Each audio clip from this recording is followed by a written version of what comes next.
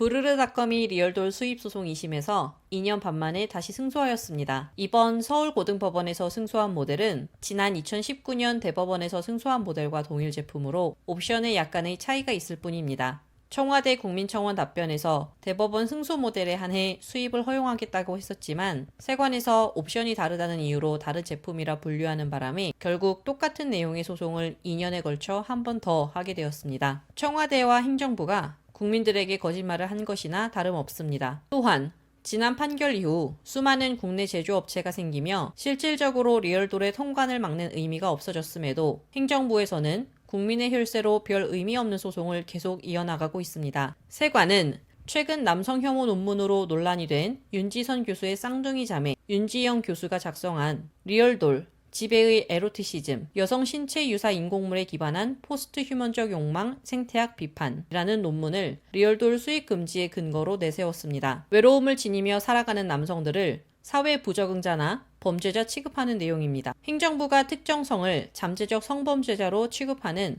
남성 혐오성 논문을 제출한 것입니다. 이것은 현재 문제시되는 젠더 갈등을 행정부가 나서서 악화시키려 하는 상당히 부적절한 행위라고 생각합니다. 이번 재판의 내용을 정리하자면 다음과 같습니다. 1. 세관은 리얼돌이 사회통념상 풍속을 해치는 음란물이라고 주장하며 이에 대한 근거로 수입 반대 청원과 인형방 단속 내용 등을 제시하였습니다. 하지만 법원에서는 리얼돌이 이미 국내 제조가 되고 있고 제조와 유통에도 문제가 없으며 인형방의 단속 내용은 해당 사건과 별개 사안이라 지적했습니다. 국내 제품과 외형적 차이도 크게 없는 해외 제품의 수입을 막는 것은 부당하다고 판결하였습니다. 두 번째, 세관에선 풍속을 해치는 이라는 개념을 판단하는 것을 행정청이 재량권을 가지고 있고 법원은 세관의 재량권 일탈, 남용이 있는지 여부만을 판단하여야 한다. 법원이 리얼돌의 음란물 여부를 판단할 권한은 없다. 그러므로 1심의 판결은 잘못된 것이라고 주장했습니다. 하지만 법원은 음란성 여부는 법원이 판단하며 법원에서 그 개념을 정립하여야 한다고 판결하였습니다. 세 번째, 세관은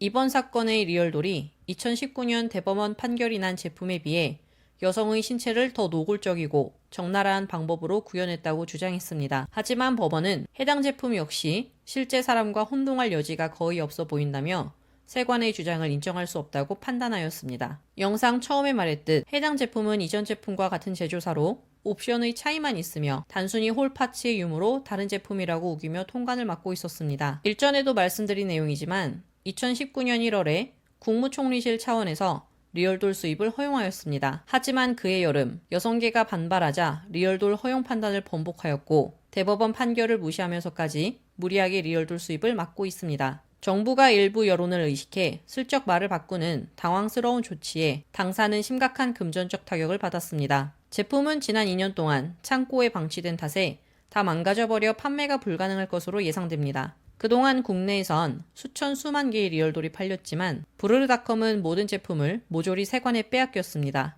부르르닷컴은 본격적으로 민사소송을 시작하여 정부의 부당한 행위로 인한 피해를 보상받을 계획입니다. 민사소송에 대한 결과가 나오면 다시 한번 연락드리도록 하겠습니다. 구독과 좋아요, 그리고 응원 감사합니다.